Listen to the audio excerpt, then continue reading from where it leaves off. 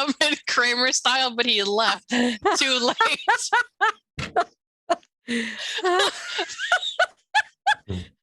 Benjamin, you left as Doug was going. That was the plan. All along was a fake out. Oh, I see. Fake out. I was faked. Fake out. Yeah. Oh boy. But you didn't see me coming. Jump scare. Get out of my head, dude. Yeah. All right. Hey, down Outlands. It's your omniversal operator. Just putting together a dice tray since my other one is now full of Masters of the Universe Origins parts. You know you have containers for those. I know, but I'm working on stuff. Yeah, I'm working on. You also own like 30 dice trays. I've been to your house. You have to have extras for everybody. Yeah. So when we all get back in one place to play Dungeons and Dragons and other What? games, then we'll be able to have dice trays for everybody. I'm not saying it's like gonna happen tomorrow. It's gonna happen though. Like it will happen. It will. Please introduce yourselves. And what was the scariest thing that happened last session in your eyes? Also, this camera being pointed right at me is creeping me out. So you bad. can change that. I forgot. Don't. It's proper. No, it's not. I like it, but I like it too. I need it moved for maybe what I'm doing tomorrow night. Then you can move it just because I moved it and screwed it up for you. God, Mom. Well, you kept telling me I need to move it back, and I was like, "Your hands ain't broken." Well, they aren't. I'll move mine to an uncomfortable spot if it makes you feel better. Yeah, like the back of a Volkswagen. Like the back of a Volkswagen. Thank you. Thank you. You know what? I can't even do this, but take an inspiration. Yeah. I will give you Already all. I will let you all start with an inspiration. Yeah. Hey, Ooh, crap. No, that means he's inspiring. gonna throw some nasty shit at us tonight. We are No, starting no. in a fight, so I mean, That's true. No. Like cauldrons full of skulls with spider bodies. Ooh, that's what's coming. that sounds so fun. All right. So I asked a question. I need an answer. You did. All right. I am Nate, your D&D ringer, playing Otterkin Rogue Twig Swift Strike. Last time, there was a lot of shit. I don't know about the scariest thing, but the saddest thing is no more Brylan. Yeah. I mean, that's it. That is a thing that occurred, huh? Yeah, you did that, Ben. I did do that. Rude. Maybe he's not actually dead. He kind of got disintegrated. Listen. Maybe he also teleports. Yeah, you don't know.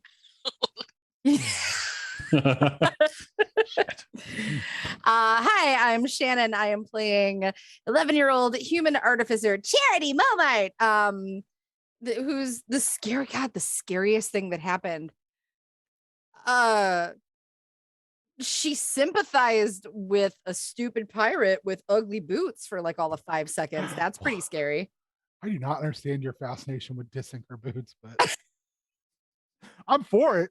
Listen, I have one meme, okay? Let me just have this. Let me play in this space. Yeah, theater of the mind. You got to imagine how dumb those boots are. I'm imagining that you're imagining they're real dumb. It's like the one thing you do as a younger girl that you like, if you're gonna be mean to someone, you pick a random thing. You're like, that's ugly. That's no, the thing is, I'm sure they're stylish AF, right? Yeah, like, they look like Captain America's boots. Yeah, like yeah. comic book Captain America. Yeah, but you gotta dope. pick it. And... Listen, what's the one thing Charity can't do? Wear boots. That's a good point. Walk, and she can't wear shiny boots. I mean, she's got a forged. I was just thinking like Charity's got smaller feet and legs. Maybe they don't make sweet. Oh no, like that's totally it. It has nothing to do with that. It's just she's like no more boot goofing. No, we can totally boot goof. It's fine. No, she just fixates on one thing, and it's like she just like so many other things. It's just the boots are an easy grab. She can still wear them. Low hanging fruit. True. I think she still should wear them. We should just invest in a giant shoe collection. No, we need to get like really awesome boots for the Warforged. Even better. Have them made. Then she could be like, see those? Those are boots, bitch. I'm here for that. Right? More no words. Yeah, so many. All the no words. There's a I'm- lot of no words. Yes. That's what we're good at. As shitty little kids, we're good at the no words. Shitty little kids. Shitty little kids. Anyways, I'm Cassandra. I'm playing Amulet Sticky Fingers, a Cantor Barbarian. I don't know if it was the scariest thing because she can't really get scared, but she's really creeped out by these hands crawling on her. They're just like giant spiders. I don't know. It's gross. It's gross. Oh, you haven't seen that yet. I haven't seen the thing above yet, no. So I'll be creeped out again. Don't worry about it. Hell yeah. I'm Warrior, currently wrecking house as Big Dog King Akko, a Knoll Rune Knight fighter. First of his name. Bon vivant. Bon vivant. You forgot half your names. Esquire. You know my see that's the whole bit now. Everyone's gonna help add to my name. I like it. Scariest thing last time was Auntie looked at me weird. That was really scary. Auntie Valia. Mm-hmm. Don't like her. She looked at me weird and it scared the hell out of me. Gross. Well, you know, that's kind of an auntie's job, or I guess. I don't know. I don't know. I'm not Like, close with my aunt. It's either like fearsome visage or wine, you know. So I'm actually creeped out that we're calling her auntie for some reason. That Because grosses me out. Because she called herself that, and I you don't know. wanna- you have no But- interest in correcting yourself. It just sounds her. gross, though. Like, I don't know. It's like, when you get that person who's not your uncle who calls themselves their uncle, gross, Oh God, yeah. right? I know That's I know the energy. That's what it feels like. Yeah. I don't think I've ever had that issue. So, all right. Shannon knows. I don't like Uncle Robert. He smells like beer and cigarettes. I never had that problem. My dad's brother, we referred to as Uncle Beer. So He's Uncle Beer, yeah. Uncle Beer. at one point when I was in high school, I had to go out and repair barbed wire fence line on my grandfather's farm. And there was a water cooler attached to the back of my uncle's truck. And ostensibly, you'd think that was for water. So when I went back there and I tried to get water out of it, he said, "Oh, there's no water in there." And then he came and took the top off, and it was just beer. I was like, it's 6:30 in the morning. Like, I know I'm like 15, but you're an alcoholic. Doesn't matter in Kansas. Well, Doesn't matter in my house either, Yeah, but you know. no comment. I mean, as a youth, I was like, this is messed up. Also, you're the one who's driving everywhere. This could end horribly. Oh, yeah, that's bad. Hold the steering wheel while I shotgun this beer. Oh God. Growing up in the late 70s, early 80s. Let me tell you, good times. great oldies. God damn it. We're gonna get nothing done tonight. And that's Absolutely nothing. We're I'm gonna get all for it. we're all gonna get so much done. Gonna wreck so many skeletons. And by so much, you mean dying. You're the one soloing a vampire. So let's start with Charity. Charity, you are now alone as you realize that Nigella used the reflection in your goggles to bamf out. Yeah. I was carrying her like a football and she bailed on me like a traitorous bitch. Wow. I'm very mad about it. I never would have. Would you not be? Would you not be?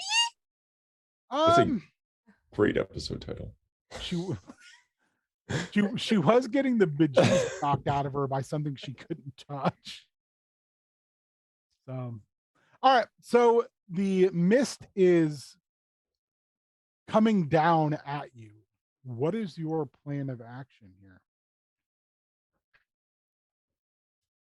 Ugh. Just for S and G is she's gonna pull off her goggles and like look at him and be like, "Let me in." Make me a wisdom saving throw. Oh, Christ. That is a 15. Then you're not stunned when a hand reaches out, grabs you by the shirt, and pulls you through the goggles, which then tumble down to the metal grating flooring, leaving your mode of transportation behind. Oh. Oh my God. You I'm find, not even going to talk about how the physics of that make absolutely no sense. you find yourself in a space between. It is cold, it's gray, and it seems reflective, both below, above, and to each side. But while it's reflective, the harder you look, the more you can see that the reflective veneer leads past to other places. You're lying on top of Nigella's legs, and she is coughing and sputtering. You can see blood on her the white shirt underneath her jerkin, and she's having a hard time breathing. Oh God. Can I take a look at her and assess her and like try to make a medical check? Not that it's Yes. gonna do much, but No, please do. okay. That's an 11.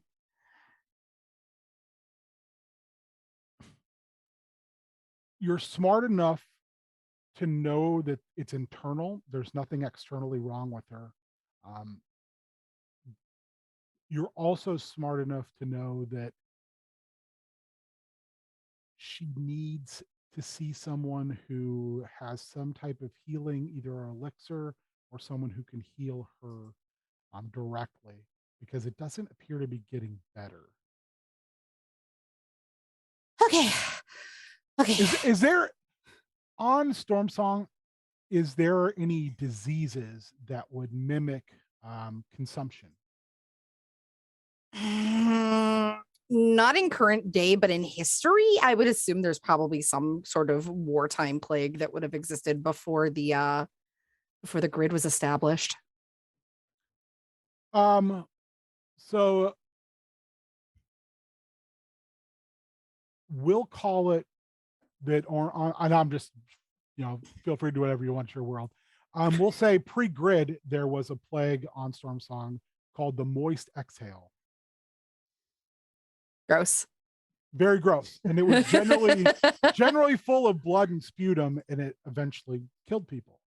And you've read enough history books that that's immediately what comes to mind. It's not like she's continually hacking and coughing, but every time there's a ragged, rough breath, blood and saliva and sputum kind of start to come out from nose and mouth. And it's very jarring. I would like you to make me a charisma saving throw, not to panic. God. That is going to be 16. You at first, you're kind of like your brain is just almost like it's flipping pages inside. And as you find the information, it's almost like a non-existent digit is running across this information inside, and you have that moment of panic and fear that's almost innately inherent in the people of your world knowing what this plague did in the past. And then your analytical brain starts to put things together and realize this is not a plague. This is some sort of injury, some sort of internal injury. So you start to put together a plan on what you need to do, coming to the realization that you don't think you have anything currently on you that could help this person, that it's going to require someone of different talents. Okay. Are her lungs like rattling? Like, is her breath rattly? Her breath is rattly. It does sound like there's a rattle in the back of the throat. Okay. God, I hate that she was trying to think like, could I puncture and theoretically make it work? No, that's a bad idea. Okay, you're gonna be okay. All right, so You say that and her eyes flicker open. You know, she's having problems like getting her eyes to open. She looks exhausted. Not to mention, you notice for the first time, she actually looks slightly smaller and her eyes are sunken in. And you quickly come to the conclusion that this has to do from the vampiric mist. Okay. And she looks around and she grabs a hold of you and holds you against her waist and midsection, and she just coughs and sputters, and it takes you a second to make it out, but she says the words "You're safe now." Yeah, well, we got to get you safe. Can I pick her up and move her without doing more damage? I'm hesitant to move her. She's not big, but okay. You moving her might be slightly difficult because it's going to be your mobility is compromised currently. So it'll be true. I am intrigued to see for you to explain how you're going to do that. I was not thinking about the fact that the armor was not with me at the moment. Okay. Okay. Let me think this through. Okay. There's nothing here, right? Like nothing at all. Make me a perception check, please. Okay. 13. The harder you look in one direction, the more that veneer of reflection fades and you can see past it to another place. And what you kind of realize is these are all reflective surfaces somewhere, different places. Okay.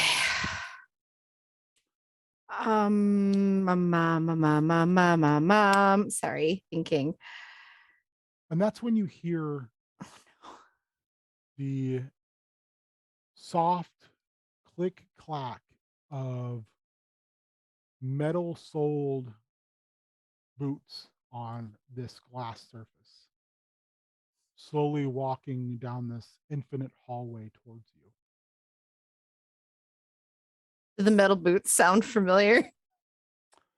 Yes, they do to a degree.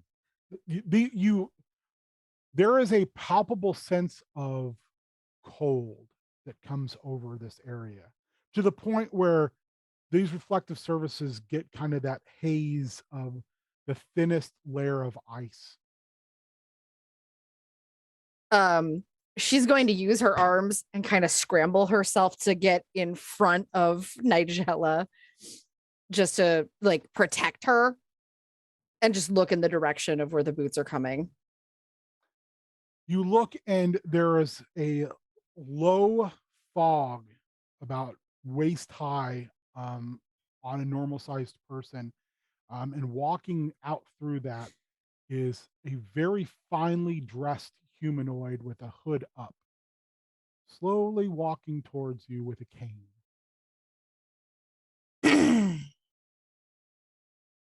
As they move, that cold, misty cloud moves closer. It's the book, idiot, isn't it? Damn it. God damn it. No. No. No. No. That was a really good guess. No. No, it's the Lich. I don't want to deal with him right now. She'll kind of like call out, like, listen, I have like no time for crap. Just what? What do you need? What do you want? Just spit it out. Ja, you have no time. I think you always have time for me. You did help free me from my prison. Yeah. And we, About that. after all, are we not all siblings? Yeah. Did I you think I would miss this opportunity?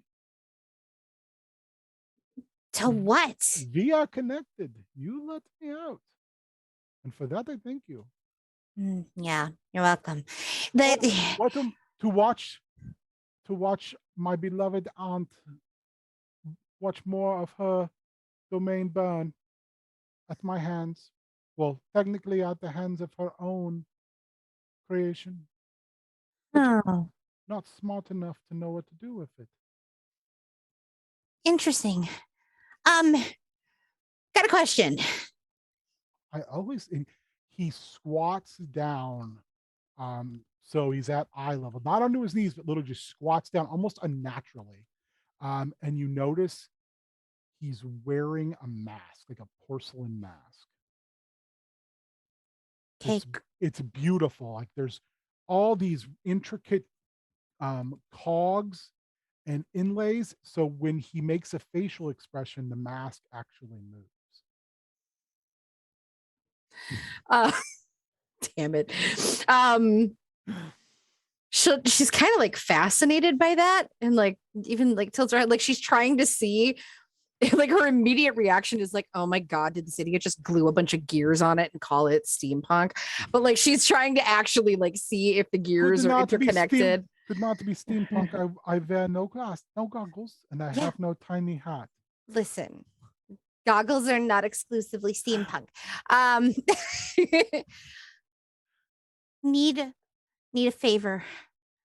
Well, okay, so like I freed you, so like technically you kind of owe me one, right? John, Yeah. and I did offer you an opportunity on 2 occasions. Yeah, right now it's not about me, it's about her. Ah, my wayward sister. Yeah, sister. So you gotta help me. She's not doing good. I need something from her. But you owe me one. What do you need from her? He reaches down and he takes his 2 fingers, pulls off this black soft glove, and his fingers are so thin and almost translucent that you can literally see the bony ends. And he pulls open her eyes. Would you like to see a trick? I feel like every part of me says no, but I don't think I have much of a choice, huh? But aren't you curious? Scientifically speaking, yes, always, but that's beside the point. You do know that our beloved sister has a madness deep inside her.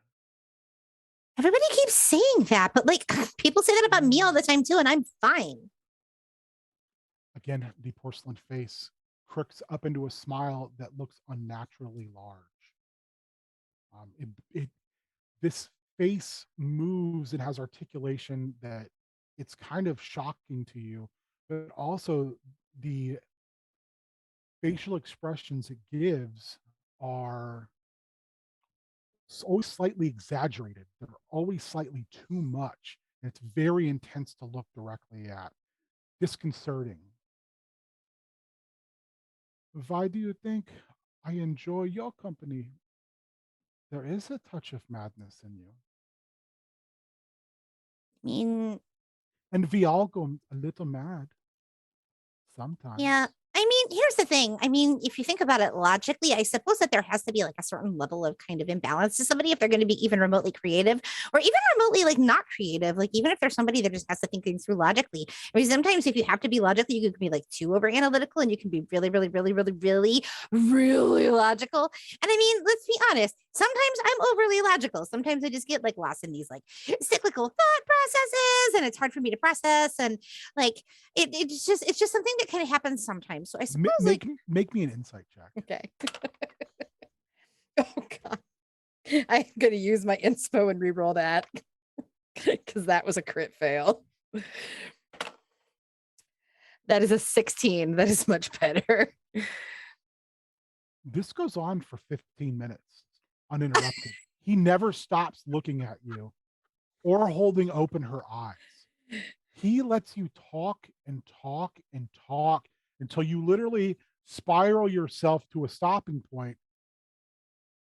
But there's a part of you that is intrigued as well as feeling that feeling of being respected because someone let you finish. Like, and it's not like, I'll wait. It was rapt attention the whole time.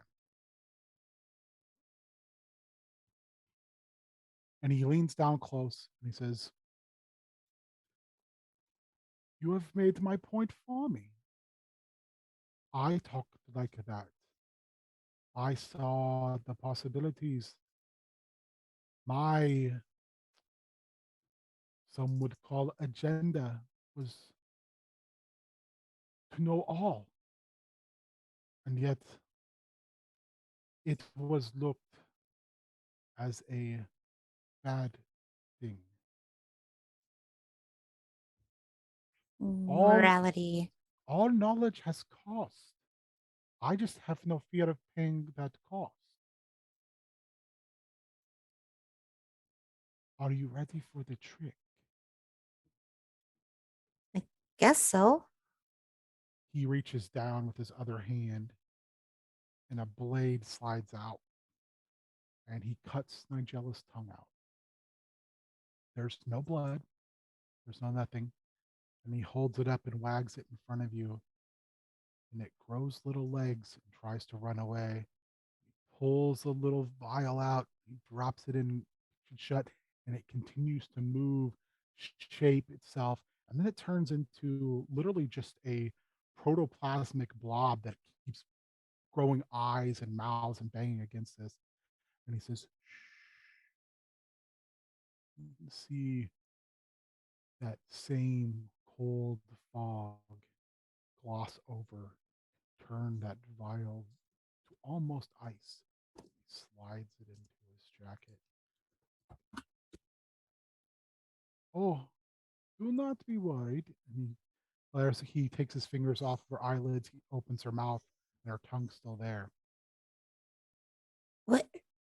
What?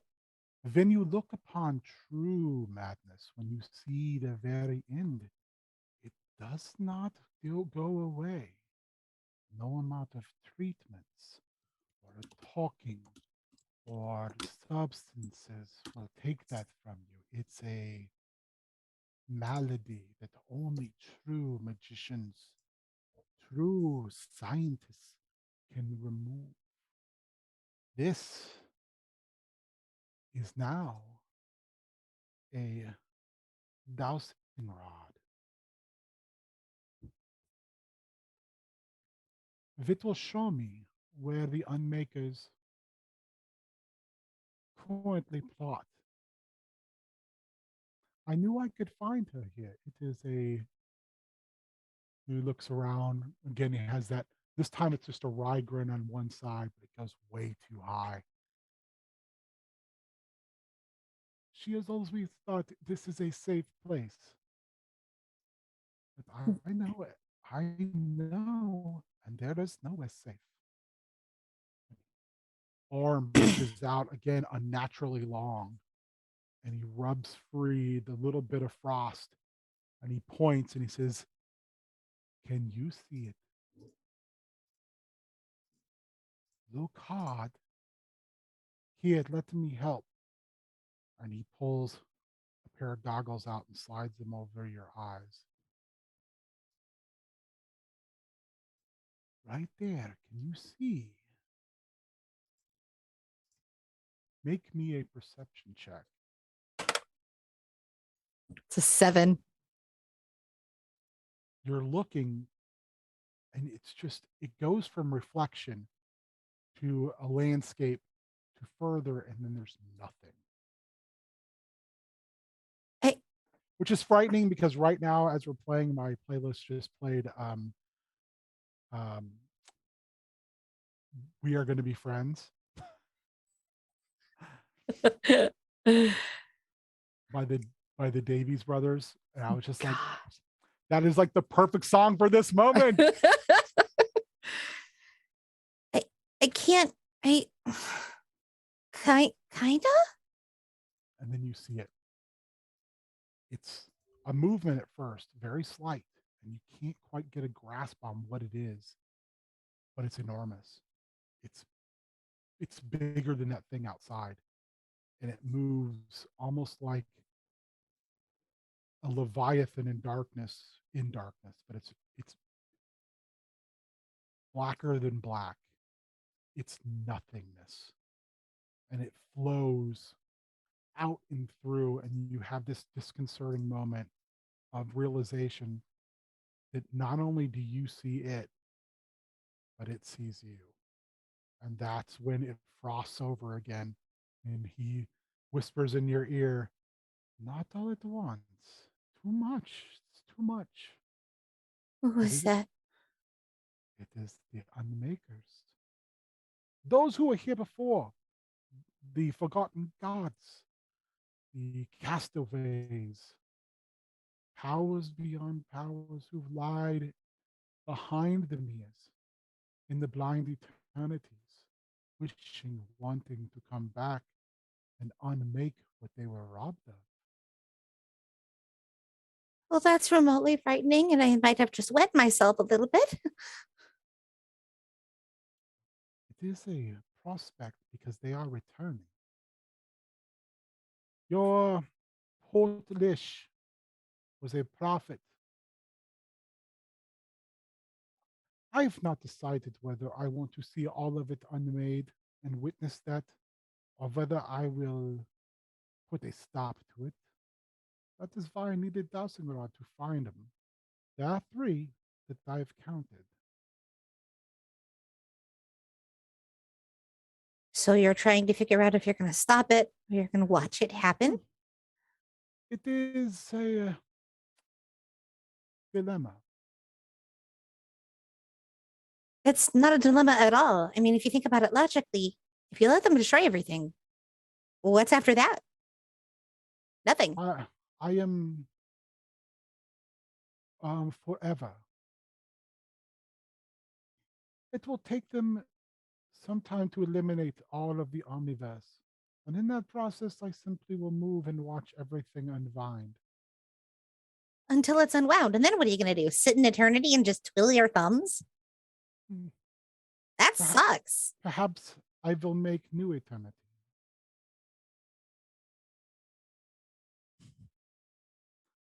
It depends on my whim at the time. I am very easily bored. Well, yeah, I kind of get why. Ah, lichdom is both blessing and a curse, but one I happily wear. I'd kind of like it if you didn't let weird, crazy thing destroy everything. To be honest. Well, like I said, I have not decided yet. It will not happen immediately. It is simply the beginning. I am just choosing now to not marshal forces against this. And since I have planted this idea, we'll see if powers will listen to prophets like you.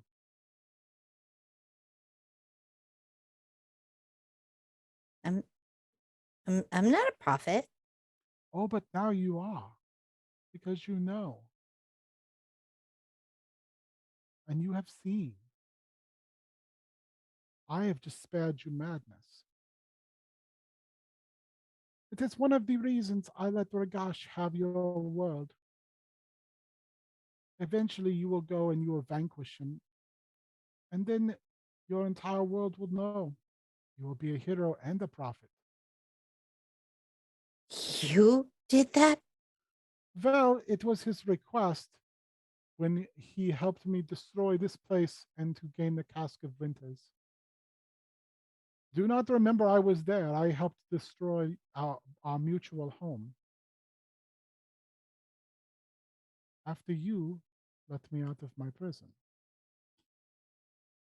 So technically, we both did it. Same with Nigella. She set this path and this interesting course for me. We all are links in the chains of destiny, both each other's and the omniversal space. For you, Charity, I have simply laid a obstacle in front of you for you to defeat and show your full potential. You had brushed off my earlier advance to you as a potential ally. And if you are not my ally, I will make you into a strong weapon to be used, either by me or by our mutual father figure, or perhaps wielded by your own hand. I simply give you the crucible, lit the fire, and now you will walk through it. Do you not feel your greatness? Oh, I It is feel it. It's right there. You're on the cusp of it. I feel it. My crucible was equally hard. I had to kill my own siblings and then give up my humanity. So let me ask you a question. Of course. If there's an alternative to be your ally, Mm. what would that entail? Ah, well, if you have changed your mind and have decided to ally yourself with me and my causes, then as you can see, I am very benevolent and willing to make things happen.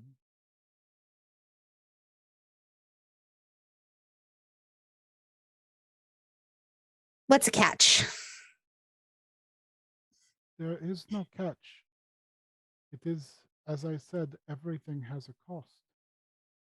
The cost will be yours. Could it be your morality, your innocence?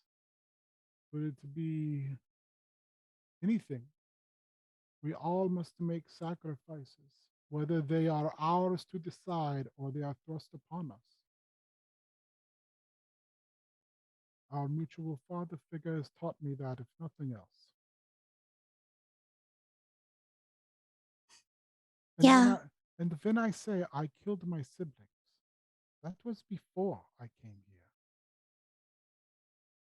I then killed my new siblings as well, because the cost for my magic, for my transformation, for my endless thirst for knowledge was the blood of those that I cared about most.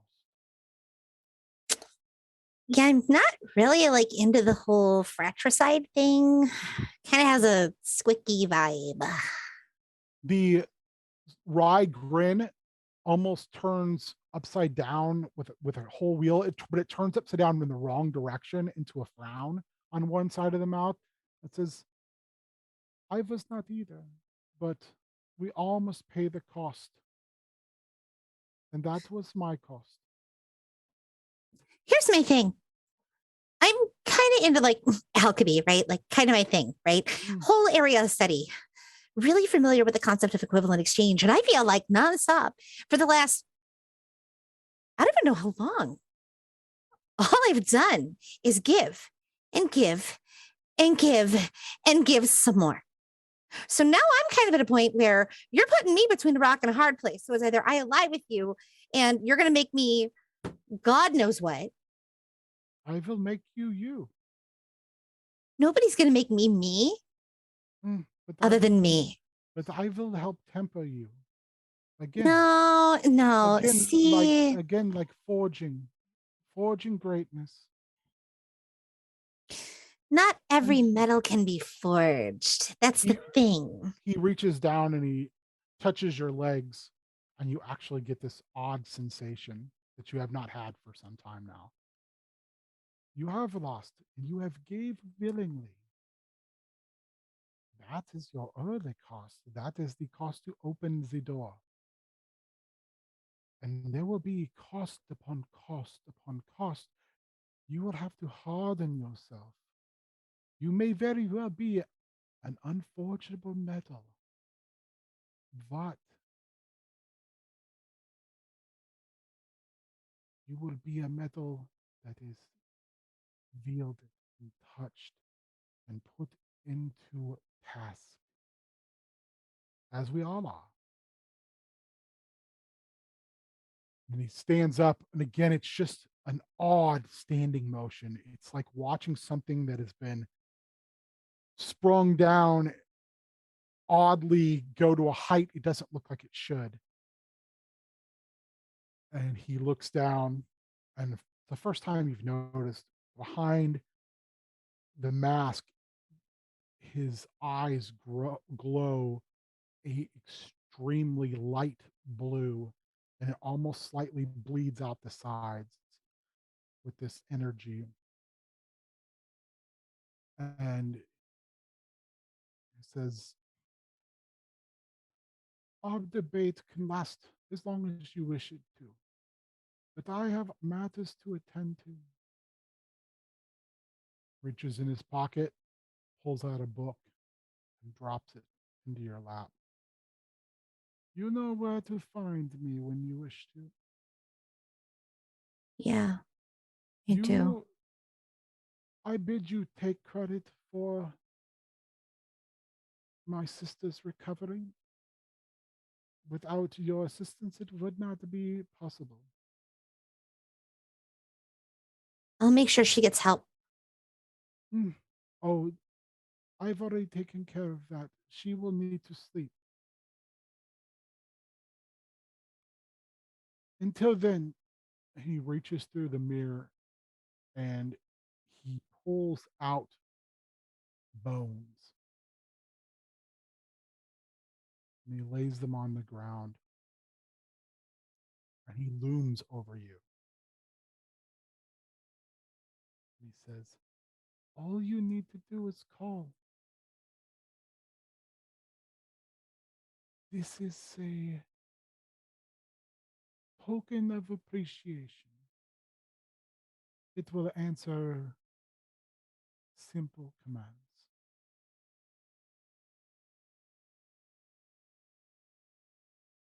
And he turns and looks at the bones and says, sit. And the bones form into a bone and fire dog. And it sits looking up at him and then looking at you and looking up at him and then looking at you. Good boy. He strokes his hand through the fire. I will be waiting for our next conversation, little sister.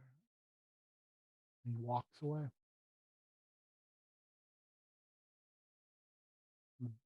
The dog turns and looks at you, opens its mouth, and you can see this fiery tongue hanging out of the side of its mouth as it starts kind of panting.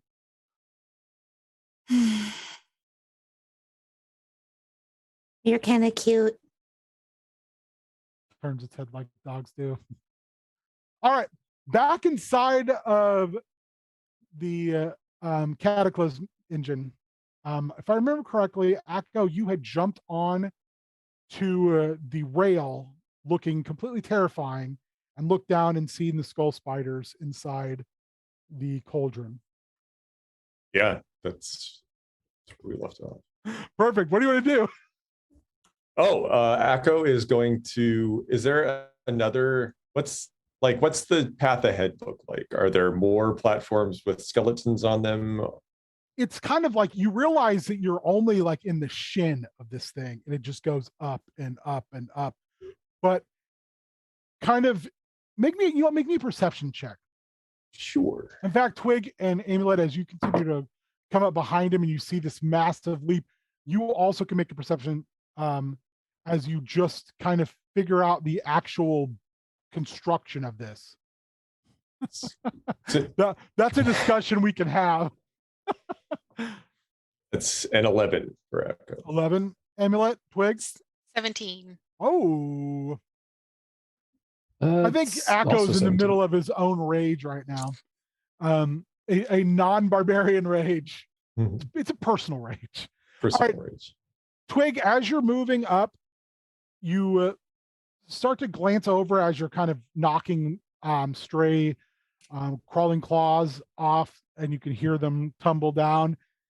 This thing is bolted into something on the outside, but you didn't see like rivets outside. And as you run by, you like bing, bing, bing. There's another layer between. And that's when you look over and see this cauldron where Akko is perched, and that skeletons had wheeled that in from another inside area. As you're moving up, Amulet, you see the wall be pulled back on like rollers, and 10 skeletons with spears and shields come to intercept you in the stairwell in regimented single file line to hide their numbers. Of course.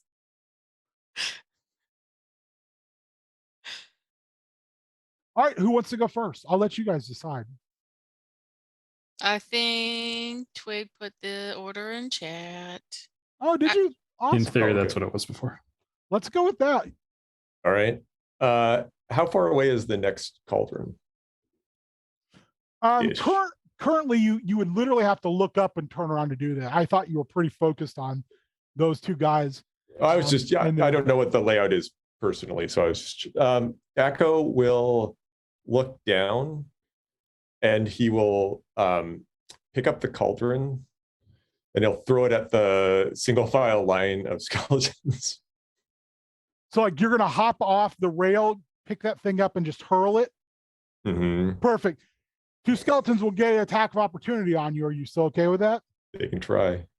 All right, make me a strength, just a straight athletics check, let's say first, just to gang this thing off the ground. Because it's pretty big, you're realizing. Yeah, 18.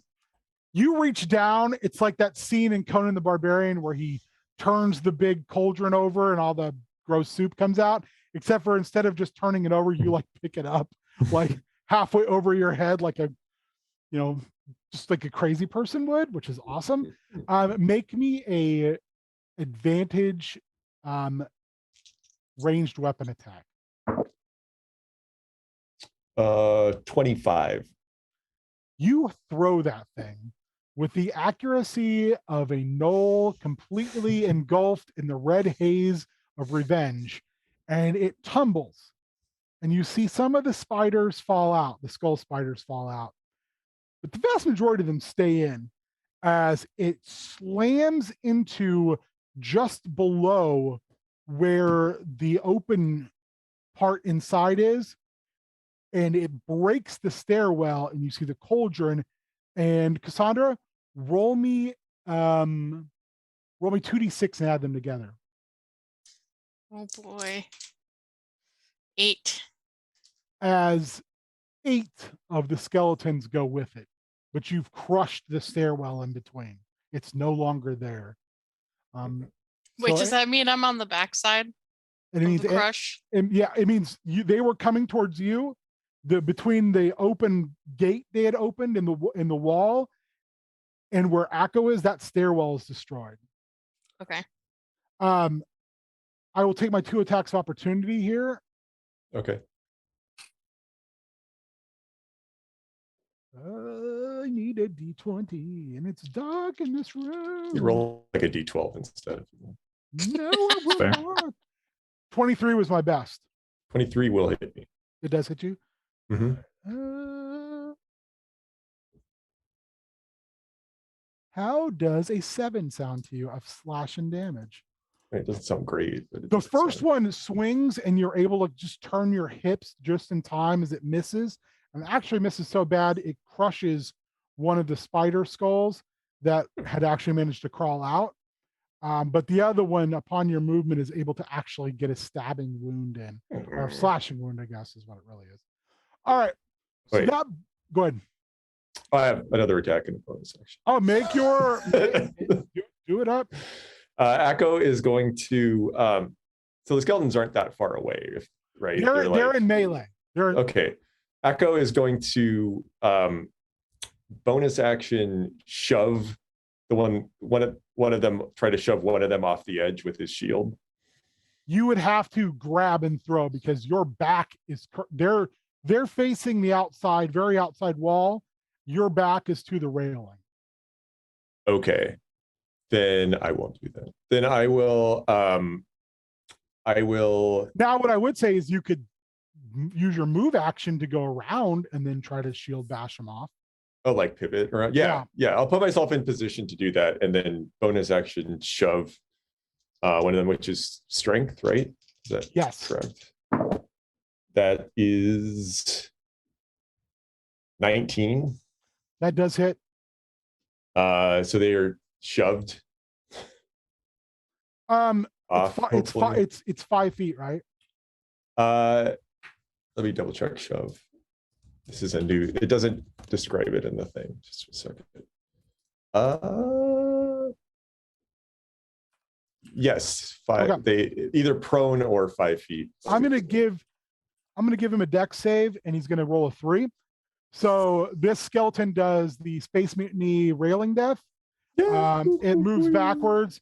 Its lower pelvis bones hit the railing where you had bent them down from your massive weight, and it falls backwards over the top. The other skeleton is looking, watches this happen, looks at you, looks at his buddy fall off the ledge, looks at you, and is like, you can literally see the body language of, oh shit. So I'm gonna Sparta kick the other skeleton. I was hoping he'd just jump on his own. That's 26. That also hits. Just a second. That is it's 12 damage. Yeah, these are a little tougher skeletons, but I will also, because I love the image, I'll make a dex check and roll a 4, so one better. He also falls over the edge. Yeah. And then Echo is going to like take a brief appreciative look at his work and just mass chaos. Yeah, just leap back. If he has to leap back to the stairs to keep going up, he'll do that. Or you look forward where they came from and it's open. There's like another, like I said, there's a passageway. Yeah, he'll go there. Okay. So, yeah, he's like must get to top of robot. All right, which brings us to Twig. Twig, what are you doing? All hell is broken loose. So are all the skeletons, I'm assuming they're kind of between where I was and where Amulet is? Yep. Are they all gone? No, there's still 7 of them there. Okay. Well, I will attack some of them. You were in front of Amulet, right? Amulet, you were bringing the through. So if you attack them, Twig, they're below you, and the area between you on the stairs is not there anymore. It's been destroyed. There's a gap in the road. There's a gap in the road. Also, making a perception check. 11. At first, you're kind of like looking down, trying to figure out how you're going to do this, and you look over, and there are skulls with 3 legs on each side, and they seem to be reorienting themselves and climbing up the wall at you. Oh, I don't like that at all. So what I will do to those skulls is I will shoot 2 of them with Eldritch Blast and hopefully hit, and then they'll fall on skeletons. There's just a massive pile of bones at the bottom and Charity's armor. It's going to be like shoulder deep in broken parts. All right, well, that first time digging it out. First one's an 8, so that's probably not going to hit. That is a miss, sir. All right. Well, it's one better with a 9. Also a miss. So my rolls are back. Don't worry, Oh no. I'm in the same boat as you are. The one thing you do notice is if you jump down and at an angle, you can fit in that passageway. But if you miss, you're going straight down.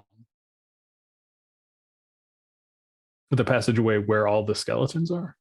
Where they came out of. Yeah, I'm good. I'm going to stay here. There's no more in that passageway that you can see. But you can see the passageway goes in other direction. I think I'll hang out and wait for Amulet. All right. Amulet. Okay, so just to make sure I have this right, it's me coming upstairs. Spiral staircase, yes. 7 skeletons. Yep. One behind the other. A gap in the floor. Back behind them, yes. And Twig on the other side. Mm-hmm. Mm-hmm. So what are the chances that I can well, what's the term? I want to run through them and jump the gap and like knock as many of them into the hole as I can while I go. So I'll go with axe out too if need be, like arms and axe out. Oh. How hard would that be? It's gonna be real hard, isn't it? It will. Easy. Because they are all holding shields with the curve slot because they've all are armed with spears. Okay, so then I probably can't jump the gap, but can I barrel into them and just try to shove them all back into the hole? That's probably more realistic. I will let you attempt that just to charge. I can go like axe first this way, like I'm trying to spear them off. Yeah. I will say this: you will take damage from that first spear. Okay. But yeah, if you're okay with that, then yeah, I'm raging. You are raging. All right. So what I want you to do is I want you to make me a athletics check. Okay. The better it is, the easier your attack will be. Trying to remember if I have any. Nope, that's Dex. Okay. Okay. Are you raging? I am raging. Don't you get advantage on athletics then? Strength. But that's okay. I still have a 17. Okay. So you can make your attack just a straight like weapon attack at advantage. Ooh. Ooh, God. I needed that. 17. You crush into this and you take 9 piercing damage and you just don't even care. It goes right into your upper side and you just literally hear the spear break as you run through it, and you take the blunt end of your axe head down, almost using it like a battering ram, and you charge in and you crush against the wall of these skeletons. I would like you to roll me a d6. D6. 5. You knock 5 of the skeletons backwards because there's nowhere for them to go.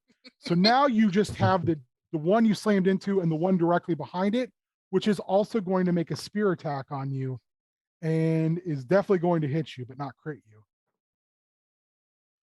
For 8 piercing damage. Take half. What you realize though is you also can't attack because you've got them pinned with your axe.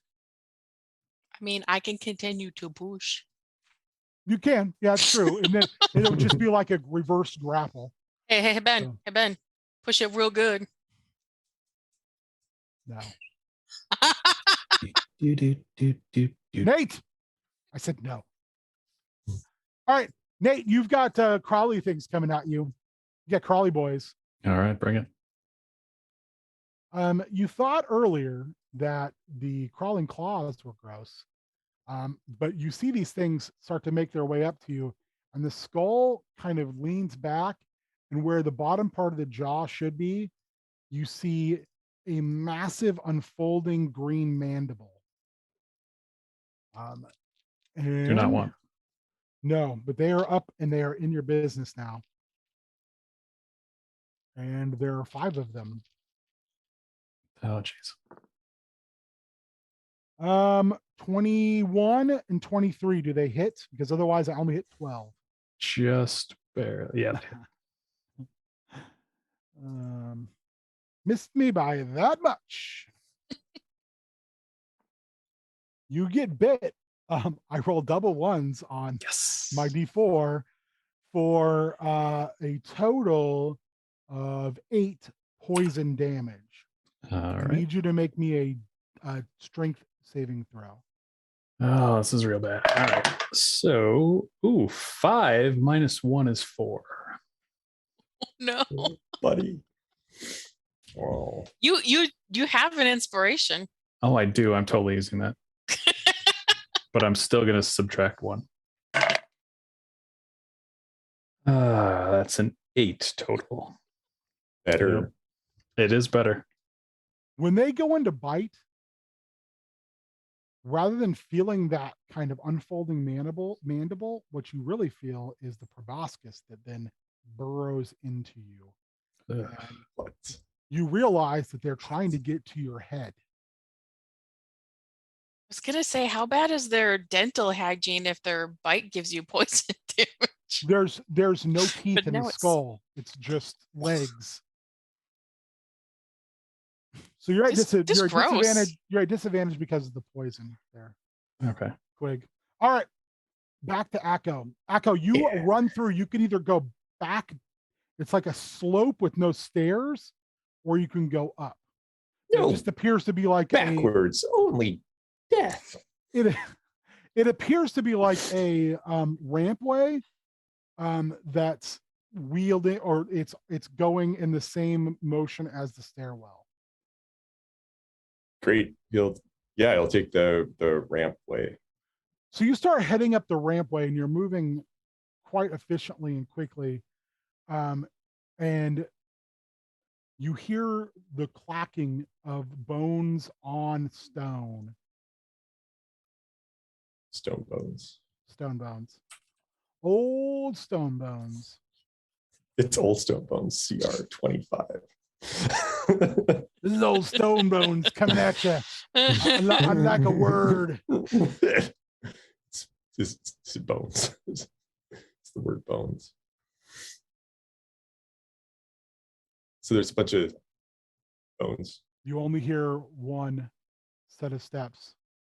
I see one set of tracks, and that's where the dire guard skeleton carried you through the stand. Wow. This skeleton is decked out in armor, its eyes glowing a sickly green, and it pulls out a black longsword and takes a trained fighter's stance. Oh, cracks his neck. It's like, no time, and charges in to chop it. Okay. Chop its stupid green eyes out. Make me an initiative versus this person. Oh, plot twist. Plot Double twist. initiative. 19. 18. You start to make your move. It's got its sword out, and then it raises its hand and casts a spell.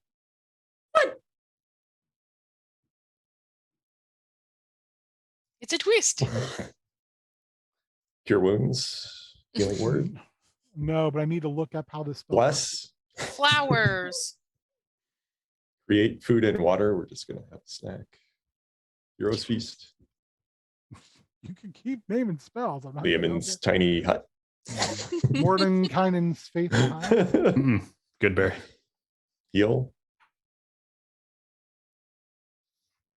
All right. So it casts its spell, and 3 bony fingers erupt from its fingers and fire across. You try to move out of the way, but they instinctively follow you. It's almost like they can't miss. Fucking magic missile on me. You take 12 damage. Ow! And that And was we're the only things here. yes. It's a Okay. showdown in the hallway. That All was right. its bonus action. So Mm. now it makes the rest of its way in to make its 2 attacks. Okay. Did you say all right or did you say bring it? I couldn't tell. I said bring it. Nice. I'm pretty sure a 14 misses you, but I'm pretty sure a 22 doesn't.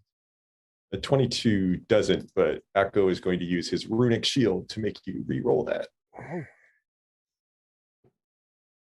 Same thing, got a 19 again. Okay, well, you don't have another Fine. reaction. But the 14 missed you, right? 14 misses. Okay. Yeah, You take not even close. 13 points of slashing damage. Meow. Okay. So he slashes and then pulls right back into a fighter stance. You are up. Echo is going to its stupid green eyes out. That is a 20 and a 27. He's To got hit. armor. He's got armor and a shield, but it's still his armor class is only Yeah. 16. Yeah. All right. So that those are good rolls. That is it's 2 attacks. It's a total of 29 Holy moly! magical slashing damage. So your first attack shears the bottom part of his shield off and crushes some of the armor. And this is when you notice this armor is like very ornate under all the grit and grime, but it's also old. Like for a moment, you have this like realization Rusty.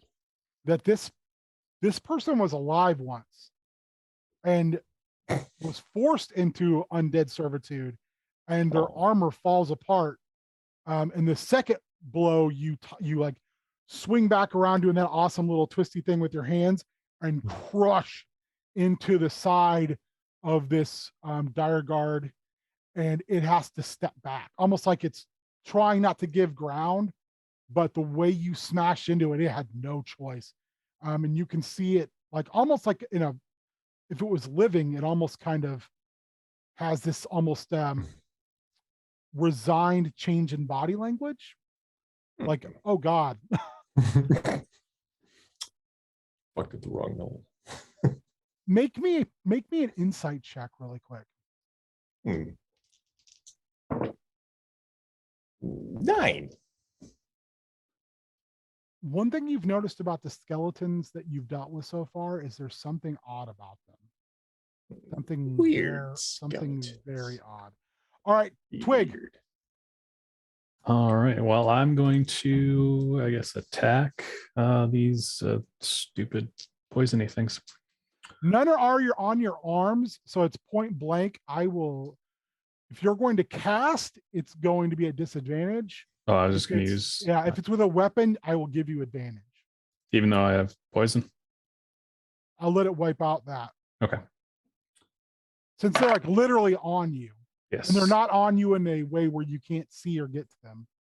Perfect. All right. So that is 21. That hits for sure.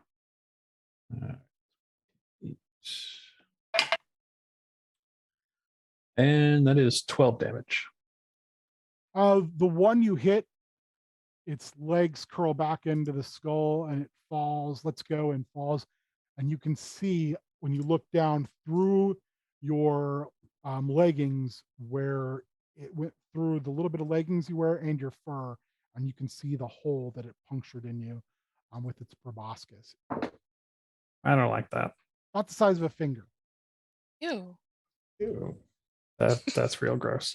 And it almost hurt more coming out than it did going in. Oh, dude. it just gets worse. The kids show. Benjamin, thanks for making it worse. Is it a kid show though?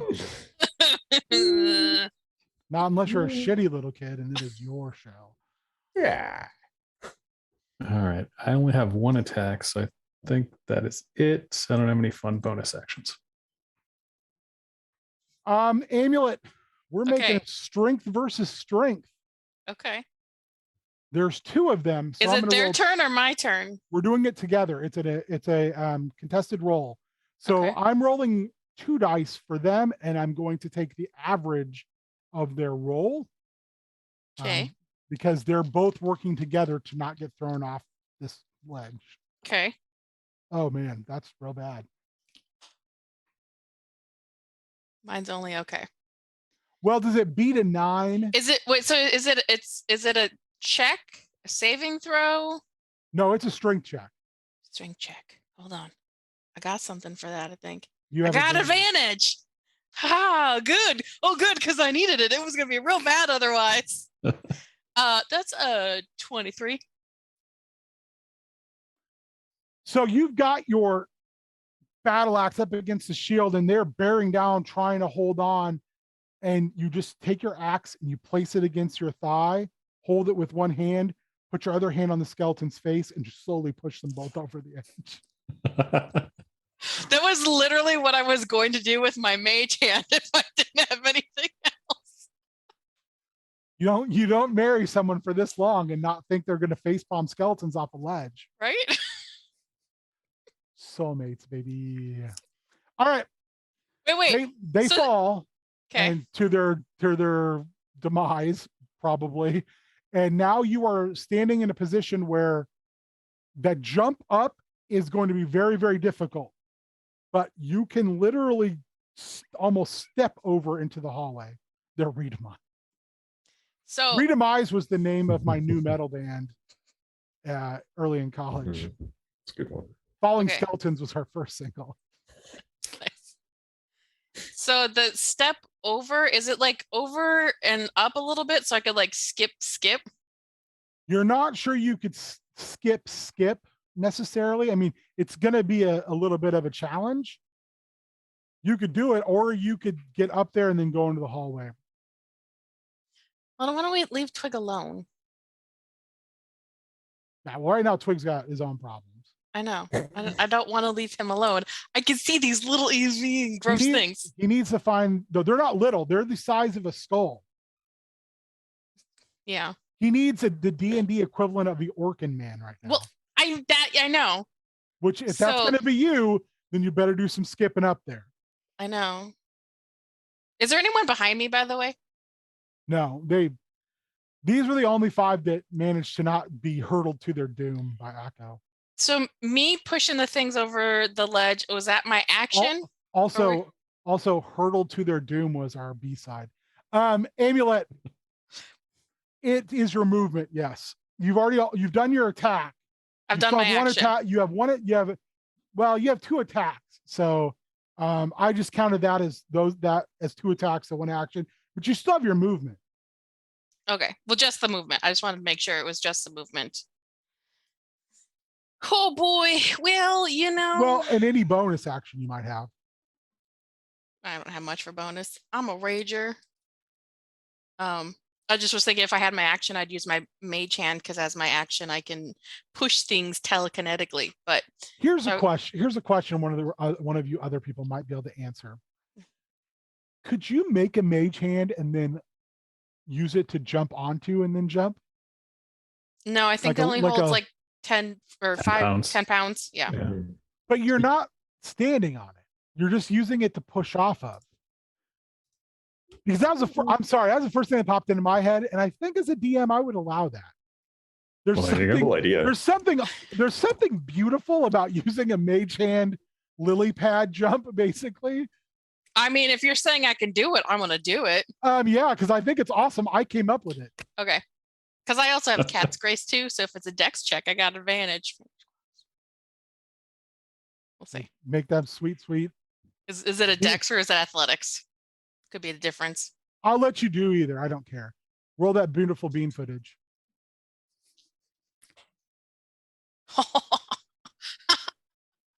Rolled a 17 and an 18 on my dex check. So plus what? Yeah, plus stuff. you take it like a couple steps back and you do the whole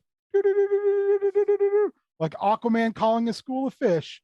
And then you take those couple steps, you jump, 1 foot lively hits the mage hand that just kind of boop, like a spring in Mario, and pops you up, and you make it the rest of the way. You land literally on your feet beside Twig, and I will actually let you take your second attack because I helped you come up with something super cool.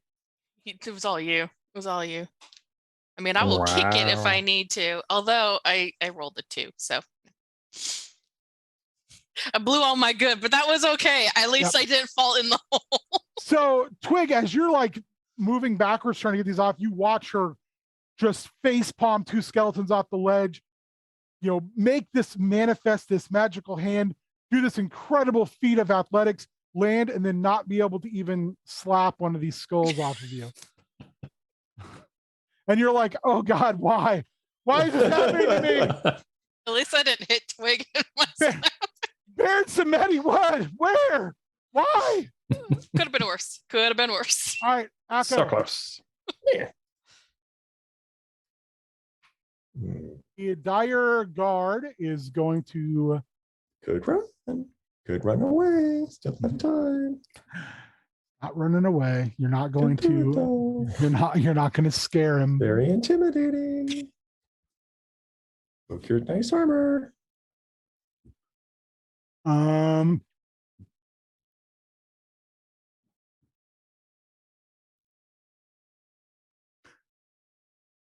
He steps back and disappears.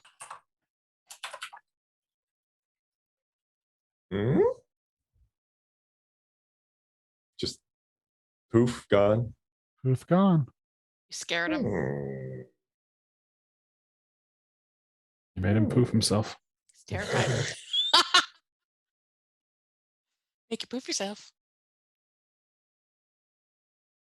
Okay. Is that their turn? I'm not going to tell you that. I'm just going to tell you he's gone. Or it's Okay. seemingly gone. Then I'll phrase it. Is it Akko's turn to go? It is Akko's turn. Is it? So, Akko is going to and he's going to bonus action second wind to get some hit points back. Oh, 6 hit points back. And then Akko is going to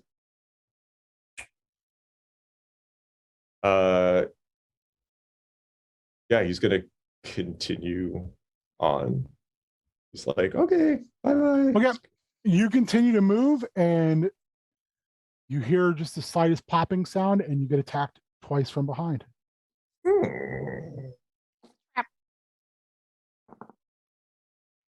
Oh, damn.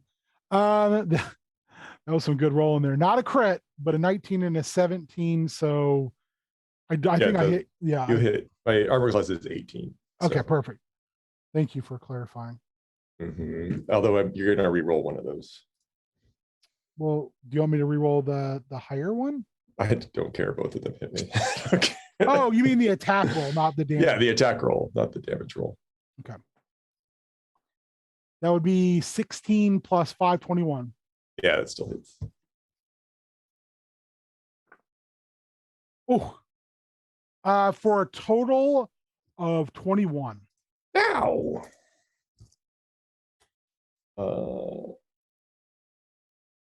Okay. So was it like holding its action? Is it because it's still my turn? So yeah, Akko will hit it. So what I did was I used a bonus action to cast blink. Sure. And then when you went by, I contingent upon you moving, I can blink within basically 10 feet of anywhere I could have seen. And so I was looking past you, and you ran past my square, just blinked behind you. Okay. Yeah, Akko is going to fuck it up. Because there's not a lot. This hallway is literally 5 feet wide. Sure. There's not a lot of so there's no ability for you for someone to flank someone unless they use some slick. Yeah, no doubt. No, it's a good strategy. It works very well at an 8 intelligence. No, who's pissed off. But I was going to fuck it up. Yeah, I rolled 2 16s, so that's 2 25s. Both are hits. The armor class is 16. Nope. That is 31 magical slashing damage. Literally between your 29 and 31, the hit points were exactly 60. Amazing. But I did get to use both his innate spellcasting, which was cool. Magic I missile guess. is bullshit. Yeah, magic missile, Yeah. magic missile and blink. And I boosted him before knowing that Mhm. you know they wouldn't last, so I gave them that as bonus actions. Mhm. Thank God, because otherwise I would have got murderized. But yeah, that's it. He just drops into a pile, and you see the green from his eyes form this smoke and dissipate into the air, with the form of a skeleton head, like screaming in terror. Well, this is right reaction. Got beat up by Echo. Echo is going to use his bonus action to take. I just have healing potion written down. You were like, you told us we had healing potions a very long time ago. Do you know what they are? I think they said they were 2d8 plus. We'll say 2d8 plus your level. D8, not D4. No, I'm kind. I'm benevolent. Okay. Don't try to talk him down. No, I'm just saying. No, Normally right? they're Same 4s. team. Sorry. Same team. Same team. Okay. Did I tell you at one point they were 2d4, Sandra? Is that written down? I don't know. I'd have to look. I don't I think just- so. I think they've always been D8s. More than likely, if you say it's a D8, it's a D8. That's usually not what those are, but I'm Yeah. fine with D8s. They're usually D8s or D20s. 20s. I am so inconsistent. Sometimes if you ask me, I'd be like, it's a D4. And then if you ask me 2 sessions later, I was like, were those like a D10? Yeah. I don't have a note. I just have like healing potion. So Yeah. And then Echo's gonna. Please make me specify that. No. We will. I will. I wrote it down. Echo has I don't 2 of write it those. down. So Okay. he has 1 of them left, and then he is gonna run up the ramp. He's gonna continue up the ramp. Okay. You continue running up the ramp and you get to a spot, and there is a pit. And you look down, and 2 skeletons look up, and they are literally using metal nets and pouring crawling claws into a cauldron that's chained to the ceiling. And they look up at you, and one of them points, and the claws just start climbing their way up on each other like ants. All right, so that would bring us to Twigster. All right. Well, I'm just going to attack these dudes again. Don't you mean you're going to attack one dude? Yeah. But that is 26. Yeah, 26. That's a big hit. 12 or more damage killed. That's another 12. Yep. You look down and you smash it in with the pommel of your weapon, and it just explodes in green viscous fluids and shards of skull, and the proboscis falls out of your leg. Oh, so gross. 3 left. But I do notice like a little charm that pops out and falls on the ground, so I'm going to pick that up.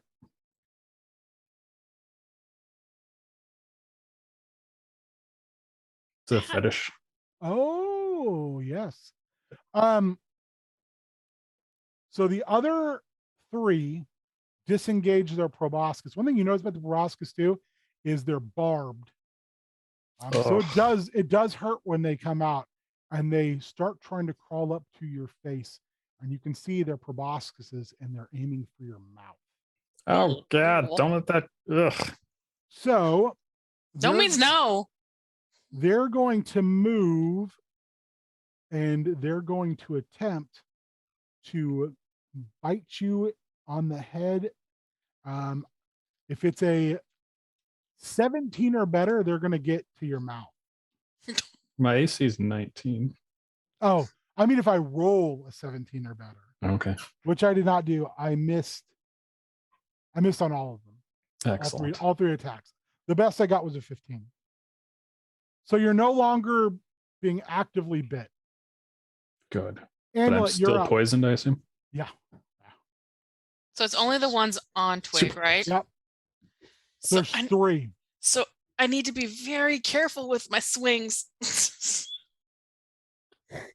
One could say that. Still. Still, Also, one could say, no, you don't. can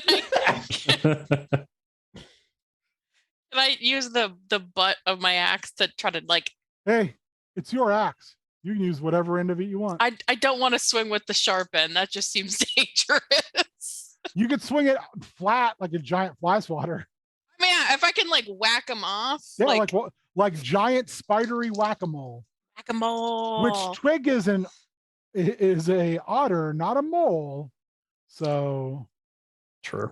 Well, one of them's 22, but the other one's 11. the 11 misses, but the 22 is a massive hit. Oh, I rolled a 2 on my damage dice for 6.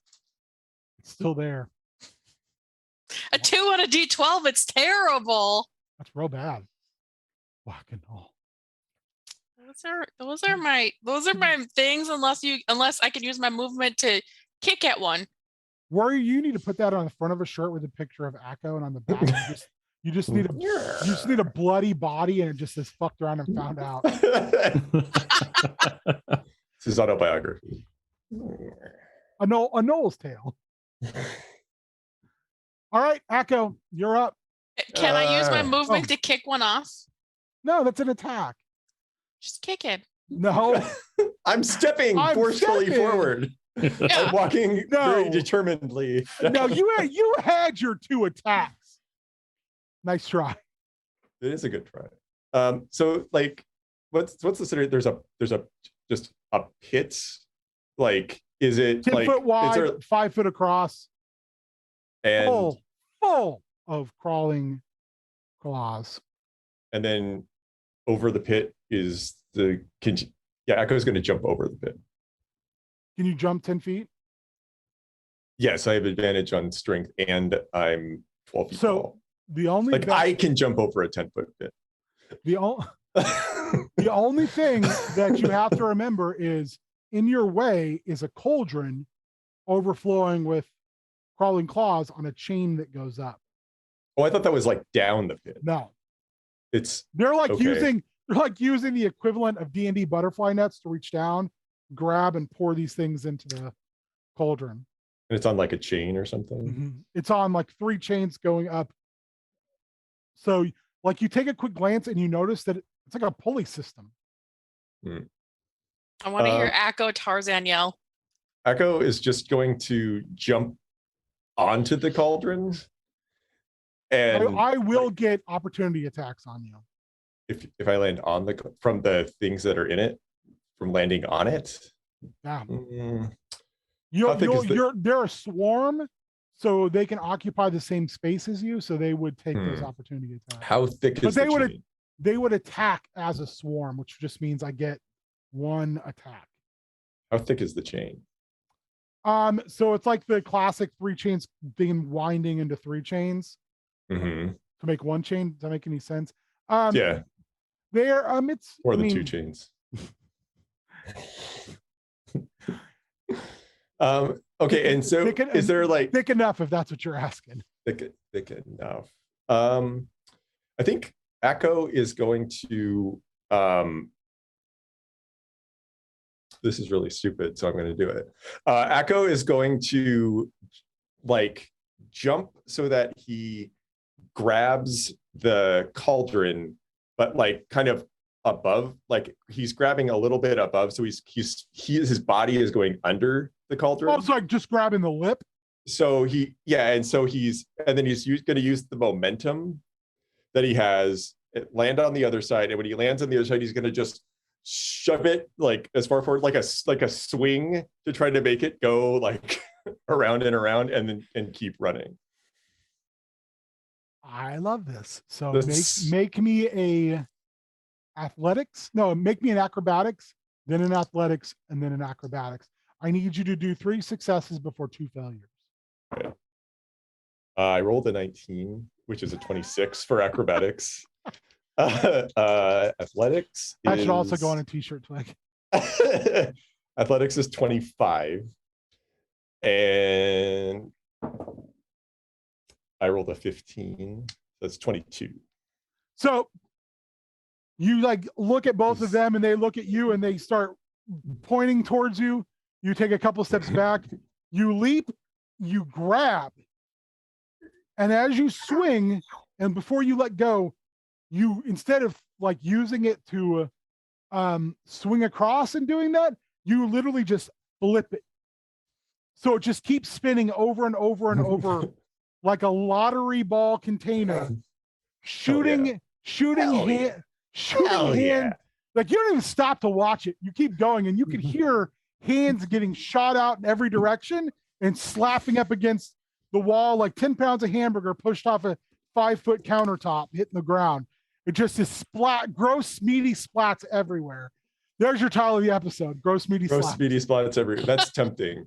Although I do really like, oh God, is it the book idiot? And you just cruise on by like, Yeah. that literally took like, Easy. yeah, it took like 5 seconds of your day. Like, Echo's oh, sweet gotta spot. keep going to work.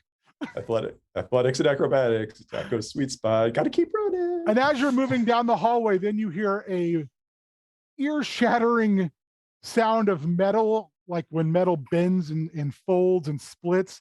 And you're pretty sure that was probably the chain, and then the large splatter sound of the cauldron falling down into the remaining crawling claws. And that makes an even bigger splat noise, but you're like, I don't care, I'm on to kill other stuff. Oh God, that was take your inspiration. All right, Twig. All right. Well, I guess I will keep doing what I'm doing and try to attack. There's 2 left, right? 3. There's 3 left because Oh, that's Mr. right. Love didn't kill hers. All right. Well, I'm It's going. time for change. I'm going to attack the already damaged one just to make sure that it dies. Although, crap, that's a 12 to hit. That misses by 1. No. Wait, hold on. I'm looking at crawling claws. Sorry to give you hope when there was no hope. It's a 13. I mean, other people have. Does he get advantage inspiration. because I'm there? I already have advantage because they're on me, but I Yeah. have disadvantage for being poisoned. But what doesn't he get flanking? I don't know because they're a swarm. Let me look. I'm trying. I'll give it to you. Yeah, I'll give you. Said I'd give you my inspiration, but I'm saving that for in case I accidentally hit Give it you. to me, Boom, If you boom, can punch boom, bees, you boom. can like a swarm. All right, that's 17. Yeah. And then that is 11 damage. Again, you knock this one off. It bounces off, and you give it a slight kick with the heel of your foot and sends it sprawling across the empty leg hole, tumbling down to the wonderful sound of it cracking against the metal below, most likely against Charity's mech body, and it sounds like a egg being broke from afar. Did that sound like a thing hitting Charity's metal contraption? Both of you can roll me a perception check with advantage. Just like the picture, it's like clang. Oof, that's a 9. 11. You're both like, maybe. You look at each other while this whole thing is going on and go, maybe? And it's the first time you noticed she's not behind you. And you're like, oh. That's not good. She told me to run. She told me. I mean, you listened, but I was where is she? listening. Also, that thing that I murdered dropped a little charm. Excellent. All right. 2 attacks on Twig as they try to climb in your mouth and do horrible things. Oh, Do not want. you are the luckiest person when it comes to these things. A 4 and a 6. Yes. I've tried multiple dice tonight. And the moment I went for their big attack move, their once a day move, the dice were like, "Oh, I'm sorry, no, you can't do that. You can't do that. You can't do that to Twig. No." Just so cute. Amulet, cute. you're up. Okay, Twig, hold still. Oh god. Oh, that's actually not bad. That's pretty good. One's a 24 and one's a 15. They both hit. And that wasn't even including my +1. Max damage on one dice. One is 15 and one is 9. So you grab Twig and you hold him up, and you like are going, hold still. And the first one you swing your axe by the blunt end, and you crush it, leaving spider skull goo all over Twig's clothes. And you go, ooh! And you go like this with your axe a second time, and you hit it, and it knocks it down to around Twig's midsection, but it's still there. All right. So whenever a hostile Am I still creature. holding him? Yeah. She's still holding you off the ground. All right, that's fair. These are at least CR 1/4, right? They're CR half. Okay, perfect. So I should have checked that before I was saying they made things. But that made another one because it died within 30 feet of me. Yep. All right, warrior. Akko is running. And there is what looks like a walkway, almost like a drawbridge, and you're about 20 feet away from it, and there are 4 skeletons on the other side trying to crank it up as fast as they can. How long? How long is this drawbridge? 10 feet. Oh, skeletons. Skeletons. What do you want to do? Akko is Twig, you can have inspiration. I hate That's you a good- guys for putting that's- such good lines. that's a in the chat. great episode title. Just a bunch of. I might have to change it to Just a bunch of skeletons cranking. Akko is how high is so it's the drawbridge is going up. How high up is it currently? It's almost 3/4. Okay. Akko is going to Akko, make the jump. Easy. Akko is going to jump up onto the drawbridge, and like I really wish it was like a cartoon where like he would jump on the end of the drawbridge and it would like the like thing they're cranking like would like go they go but he's imagining that that's how that will work, and he looks a little disappointed when it doesn't happen. And then he's gonna jump onto the drawbridge, like slide. Are they on either side or just? Yeah, there's two cranks, one on each side, and they're big, heavy cranks, and they're all 4 are doing one wheel at a time. All right, so he's gonna like slide down the drawbridge and like try to take out the legs of 2 of the skeletons on one side. That's the lowest is a 15, and then it's higher than that. This was for your Attacks. well, first do your acrobatics. I got to do acrobatics. Okay, sure. Yeah, that's 21. So you run and jump, and you land your feet right on the ledge, and you kind of take a glance down, and you realize that down below is just a shaft, and you catch the glimmer, and it's just a giant gelatinous cube. And then you butt slide down, whee, and then you make your attack, and both of those do hit. Great. That is okay.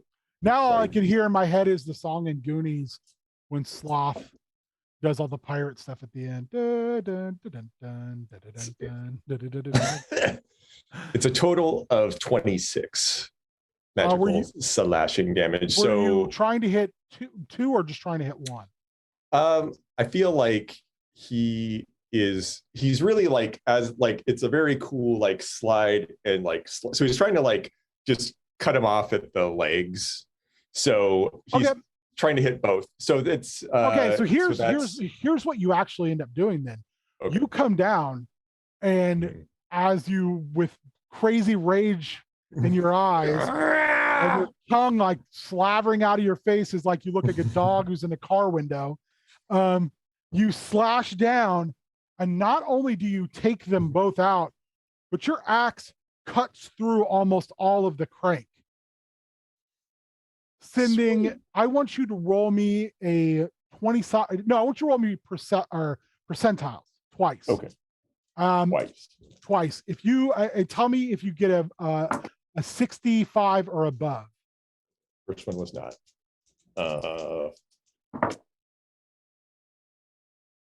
71. Okay. So you cut this and you just cut through the crank, which causes the chains to come loose and both skeletons to fall down and die, or to re-die.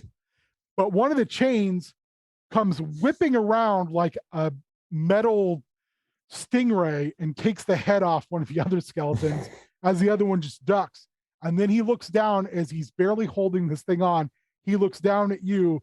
You look down at him. He lets go and starts running. Yeah, right away. First smart skeleton of day. And again, you see that weird, like green, ghostly form, that green, they call that ectoplasm, come out from the remains with these horrified looks on their face. Twig, you're up. All right, so we got one left, right? Mm-hmm.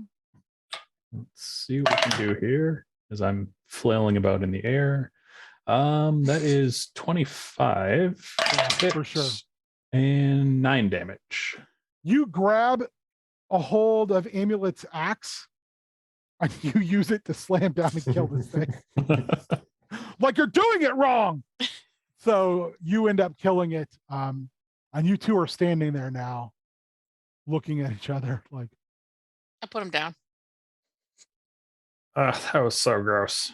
I hate those things. Twig, make me a strength saving throw.